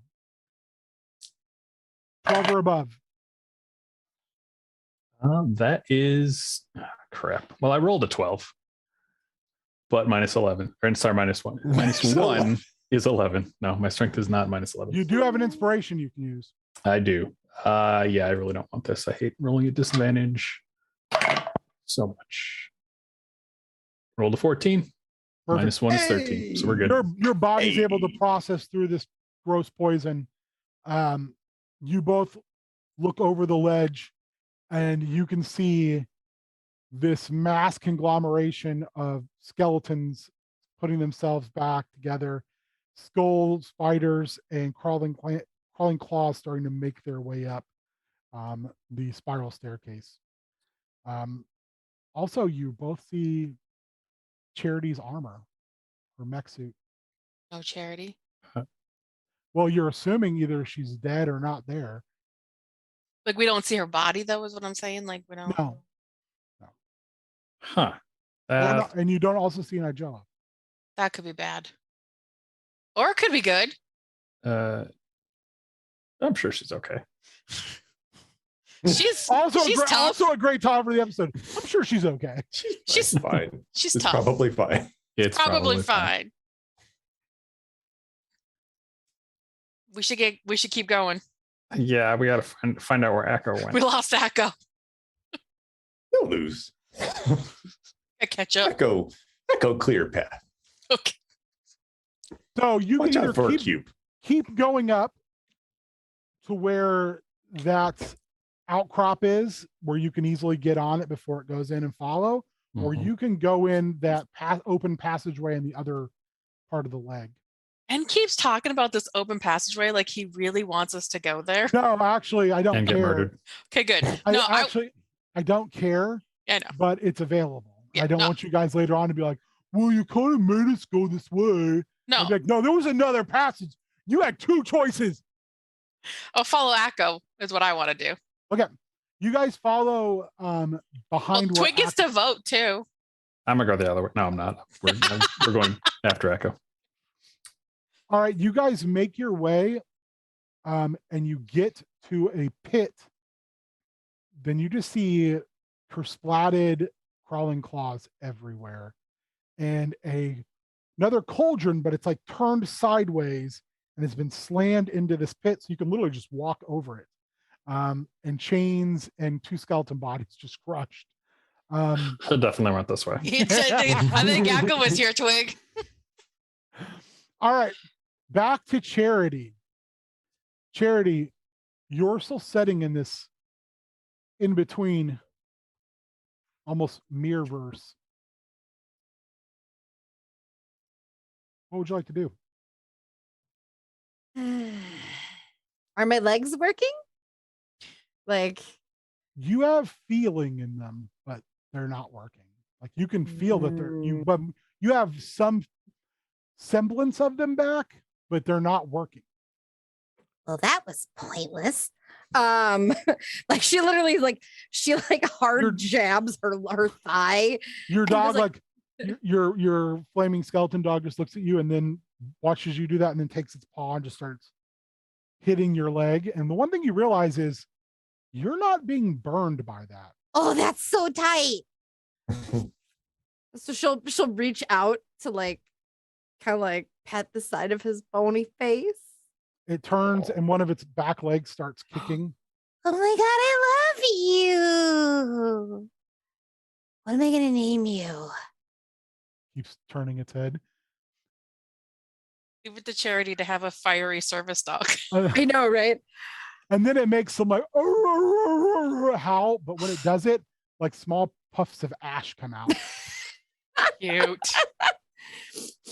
You're amazing. Oh And my you- gosh. You hear behind you, why is everything burning? Yeah, about that. Blood. She kind of like turns to look at Nigella and she's like, FYI, your brother's a real piece of work. All of them are. Yeah, no, I mean the litchy one with the really messed up face. You can see her try to set up and she just can't. We need to get you somewhere. she kind of looks at the dog. Get help, boy. That jello fell in the well. Yeah.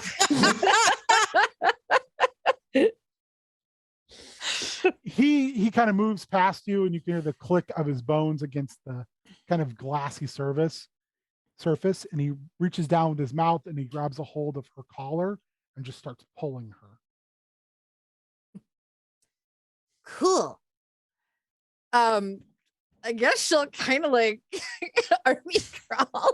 like, Oh, this sucks. You can always just grab. You're pretty sure he could pull you both. okay, she'll grab him. That like she doesn't want to like break a bone. She's gonna feel real bad if she snaps something on her bone puppy. So when you do Like- that, he stops, drops Nigella, goes with his mouth, reaches, and like throws you onto his back. Oh, sweet. All right, that's so much better. Make me an athletic or acrobatics check. Wait, are you sitting or skill. like laying over them? That's a 4. You're laying over him like like on my back. yeah, like a pack animal. And she's just hanging out. And she's like, Hey, Nigella, don't lose use of your legs. Kind of sucks. She like makes this very pained noise and wheezes really hard. And she reaches up with one of her hands and wipes a bunch of blood off. And she starts writing on the surface. of the like mirrored. Floor. Can I see it even though I'm kind of like upside down? Do you want to stop your beast? Yeah. His name. How do you stop him? Stop, boy. He kind of stops and then looks back at you. Hold there. Kind of acts like he wants to set and is just not sure what to do. Stay. He just looks at you and That's a 16. For and what are you rolling for? To see if I can. I thought you said you. Oh yeah, Oh, okay. Arcana, yeah. So Yeah. it's definitely an arcane scrawl. Hmm. It looks very similar to remind me how proficient is Charity in like wizards spells, like Not written spells. decently proficient. Like it's not her primary area of study. This looks like a very, very strange offshoot of a teleportation spell. The harder you look at it, though, the more it looks almost like directions. Hmm. Do I get the sense that those are for me? You maybe an insight check. Yeah. Jesus H Christ on a pogo stick. That's more like it. That's gonna be a 2. You're like, I'm not sure. This is not like, can you do it in a formulary where I know what chemicals to put together? Because this is not this. I got. There's no maths. I was to understand there would at least be some maths. I give Nigella- Charity my inspiration. You can. Aw, Yeah, go for it. I hurt your face. That is a 15. That is way better. It's directions like telling you a different what you're. It's almost like it's telling you what reflective service to look in. Oh, okay. Do I get the gist of like which one to? Make me another Arcana roll. Okay. Oh, Christ. That's a 5. I need Yeah. math. Yeah, you're like, There needs to be some kind of geometric outline on the floor, and not the Spirit Arcana scribble scrabble. anyone else have any inspiration they'd like to give out? It's my only I one. do. You Go do? for it. You Yeah, do? go for it. Aw. Here, you know what? I'll switch out the purple. We just got you guys back. We can't lose you again. That's a 17. So Yeah. it takes you a little bit.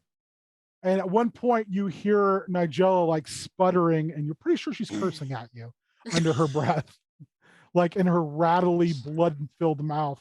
And it's like it hits you like a bolt of lightning.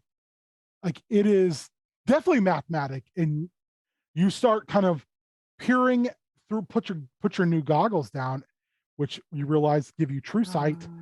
And you start to realize you can see almost small arcane symbols on different sections of this reflective service. And you look back down at the bloody scrawl and you immediately figure out where you need to go. Perfect. Perfect. Nigella, you're a genius. No, I'm a genius. So you drag Nigella there. She puts her hand on your beast. She steadies herself. She puts her hand out to you while you're on it and coughs and wipes her bloody hand on the reflection and falls through and drags you both through after her. It is eerily black with a strange phosphorescent blue and green swirling in the middle of this room. You can see the outside light because there is a massive footprint denting through into this underground structure. You recognize that you're back in the parish, but a part of it you've never seen before. You look and there is a swirling mass of what looks like spiritual energy, and it stops and a entire chorus of humanoid headed, the male versions all have long intricately braided beards. The female versions their noses are all very flat, but there's just an inherent serenity and beauty in all of them, and all at the same time say, hello, are you finally here to let us go home? and that's how I'll end. I love how much Warrior hates cliffhanger endings. That's not creepy. That's not Warrior, creepy at all. Warrior, I get so much joy out of every 2 weeks when you're like, come on. The last thing you see is Echo careening down, axe drawn from the top of this behemoth toward this serene. No, he wouldn't do that. Depends on how angry he is. It also depends on if someone told him he could not kill this floating congealed spirits of all these Shedu.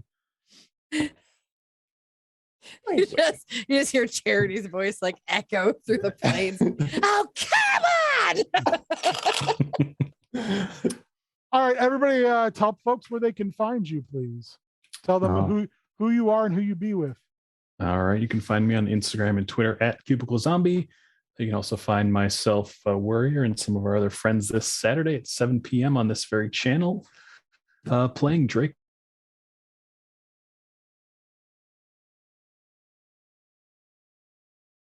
Cute. You're such a beautiful boy. Very cute. He's delightful. I am Shannon. You can find me on TikTok and Instagram at Tangled Adventurer for all things Disney, all things games, all things watching me bitch about the new Halo series. Like, let's go. The takes are spicy. But yeah, come give me a follow. And This is like my version of the Del Rio, except for less evil. It's like Spicy. It's spicy. Yeah, follow me in all the places. Come visit, come say hi, grab a seat, stay a while. I'm Cassandra. You can't find me anywhere, except for here every 2 weeks. All about you. So yeah, come back in 2 weeks. you've been on other things. No, not lately. It's been a while since I've been on anything. I don't do much. Hey, I've been busy. I got a new job that I start in a couple weeks. Hey. You also were on prep school not too long ago. It was that's like a month ago now. You just want me to advertise prep school for you? Time is a flat circle. I don't understand how time works anymore because It's been a solid month at least. Not 5 weeks. But you should watch prep school every Sunday at 10 a.m. It's real great. Sure. It is And I'm pretty like, awesome. Yeah, sure. And I'm like, it's February, and everyone's like, it's April, and I'm like, you're wrong. Right? Yeah. My job was like, hey, happy 1 year anniversary. And I'm like, what? I just got here. And they're like, no, it's been a year. Like, oh man, really? Mm-hmm. Yeah, well, fun time stuff. It's good. It's good. Our brains are fine. I'm Warrior. You can find me at Warrior MN on the socials. You can also find me this Saturday along with the very cute owl student, where I'm a very chill minotaur. And otherwise, when I'm not here, you can typically find me on the FreeForge Discord. Tune in to twitch.tv/FreeForge this Wednesday at 7:30 for the second season premiere of Stay Alive, which is a very, very cool survival horror actual play. It's actually a system that was invented by D&D, and first season was wild. Second season is probably going to be even crazier. You might be able to see an NPC version of me as Operative Taurus. So stop in, see if I die. I probably will. Yeah, it's good stuff. I'm your omniversal operator. Your King Ginger, your Failwell, the Ginger Giant. So every 2 weeks here, I guess I'm on Tiny Ming tomorrow, even though it's not my week. But I'm going to be on there, banging and hanging with the little Ming Masters of Minnesota. Thursday, Bad at Games. I believe we're doing more Minecraft. So you can watch Beard and Big Baby Teasus and I be terrible at Minecraft, which I proved I very much was in the first run we did. Then Sunday is prep school, and I will be having Dirk Stanley on, the creator of Faraway Land and Mere Anarchy, who I'm a big fan of his games. Last week was professional wrestler, comedian, bon vivant, Ricky Noren. He was really great to talk to. I've had Shannon on, I've had Cassandra on. So when are you two assholes coming on? I was on like 2 weeks ago. Were you? Yeah. I Fuck totally. you. I watched it. It was pretty good. Oh no. So Nate, when are you guys coming on? Asshole? Oh, now I'm the asshole again. Also, if you like this view, don't let me know, because I'm going to change it back to the side because I hate it. I like it. I feel like the camera doesn't like constantly come in and out on you. We could pull it out a little bit if you want. Hate the way my face looks. I like your beautiful face. Oh, Star Wars. Just a heads up, we had to push back second episode a little bit, but I will promise you this: once this 3-parter comes out about these scummy and villainous bounty hunters, Some except for one when that Dawa medical professional and his legless robot friend. They're the purest people you want to ever be around. I'm gonna get some legs for my rope bit. Yeah, for your robot, your best friend. Once it's done, I promise you it'll be something special, and has also made me kind of can't wait to get back to my other Star Wars group, because I have some things cooking for that. I was gonna say, did you see the look on Shannon's face when you mentioned Star Wars and it wasn't hers? I love playing the matron. As well as I am reading through the 5e Hellboy rules, and I can pretty much promise you that will be happening sooner rather than later, because, oh man, I am digging that very much. Also, if you have a chance to buy the Kickstarter version of the book, it's one of the prettiest books I've bought. It's a leather, actual bound, with the BPRD embossed on the front. Do you want me to grab it? Yeah, show it off. Let's do a little show and tell. Show and tell. It's really interesting. It definitely takes 5e in a very, very different direction. And I very much look forward to figuring out how to run it, because there are some interesting things there's Doom and Ingenuity, which you basically collect and spend. So comes in a beautiful sleeve. Yep, beautiful Minola sleeve. Also, the book has a timeline in it. Which look how gorgeous this is. Oh, that's pretty. Actual like stitched binding. So it's got some flexibility. I don't have to worry about it falling apart. So pretty. You even get a fancy book. I like bookmarks for some reason. I don't know. But there's just so much pretty art all over this thing. It's fancy. Oh, it's just so nice. Baba Yaga breathing that life into them skulls. So pretty. So that's probably also going to be coming up down the pike. I still haven't figured out how I want to do Chaos Scar yet. Maybe I'll figure it out someday. And then I still have my weird D&D hillbilly thing I went around. So also I'm hoping at some point to convince other people to run on this very channel. Maybe some of you.